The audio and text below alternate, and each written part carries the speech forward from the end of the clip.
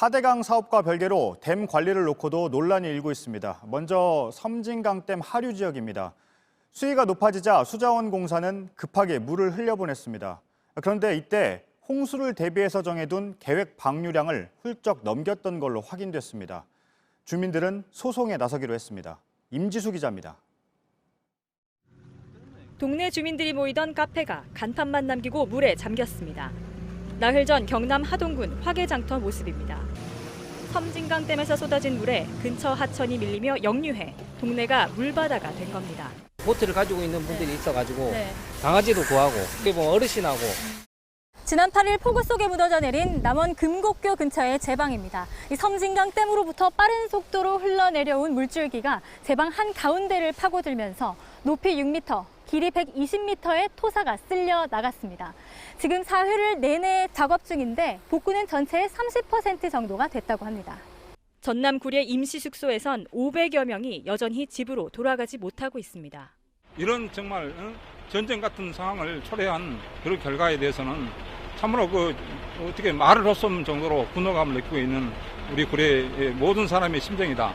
주민들은 수자원공사가 댐 방류량 조절에 실패한 것이 화근이었다고 입을 모읍니다. 섬진강 하류에 사는 주민들을 전혀 고려하지 않은 처사입니다. 이번 섬진강 수해는 명백히 인재입니다. 전북에 호우주의보가 내려진 지난 7일 오전에도 댐 방류량은 평소 수준을 유지했고 임실과 남원에 호우경보가 내려진 뒤에도 방류량은 초당 400톤 안팎에 머물렀습니다.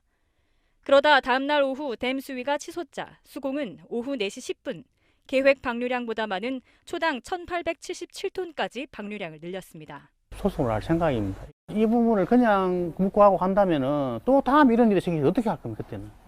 JTBC 임지수입니다. 이번에는 용담댐입니다. 용담댐 아래의 인삼밭이 물에 잠기면서 큰 피해를 봤습니다. 이곳 주민들도 댐에서 물을 한 번에 쏟아낸 탓이라고 주장합니다. 지자체장들까지 오늘 수자원공사에 가서 항의를 했습니다. 정영재 기자입니다. 인삼이 자라고 있어야 할 밭이 황무지가 됐습니다. 차양막은 돌돌 말리고 노인은 흙에 박힌 지지대를 뽑아내느라 땀을 흘립니다. 인삼 가격이 또 얼마나 하락해. 하들 아니야. 다 물삼이라고. 가지고 와 뭐야 이거. 충남 금산에서만 축구장 280개 크기의 인삼밭이 물에 잠겼습니다. 인삼밭 고랑에는 아직도 이렇게 물이 많이 남아 있습니다. 제가 밟아도 이렇게 질퍽질퍽한데요. 이 앞쪽에 있는 인삼 이파리를 한번 보면요. 진흙이 아직도 많이 묻어 있습니다. 이렇게 힘없이 뽑혀 나오는데 물에 오래 잠겨서인지 이렇게 힘없이 부서집니다.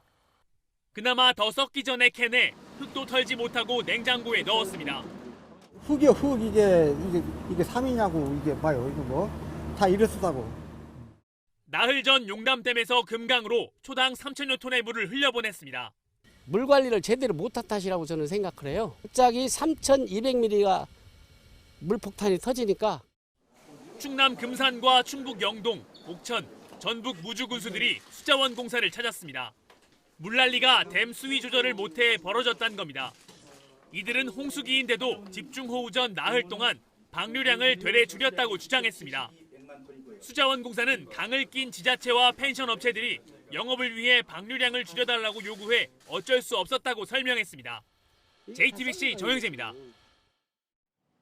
댐 관리 문제에 대해 수자원공사가 해명을 내놨습니다. 기상청의 예보보다 더 많은 비가 쏟아져서 방류량을 키울 수밖에 없었다고 했습니다. 결국 기상청 탓을 한 셈입니다. 안지연 기자입니다. 피해가 집중돼 댐 방류가 문제가 된 곳은 섬진강댐과 용담댐 그리고 합참댐 등 3곳입니다. 수자원공사는 3곳 모두 지난 8일 방류량을 급격히 늘린 건 기상청 예보가 틀린 탓이라고 주장했습니다. 기상청에서 8월 7일, 8월 8일까지 많은 곳은 300mm 이상의 예보를 한 바가 있습니다. 그러나 실제 강우는 유역 평균적으로는 341mm. 평소 지침대로 댐의 수위를 유지하고 있었는데 7일부터 기상청의 예보보다 많은 비가 내리면서 다음 날 더 많은 물을 내보낼 수밖에 없었다는 겁니다. 기존의 방류량만 유지할 경우 댐의 붕괴 위험이 있어 불가피한 결정이었다고 덧붙였습니다.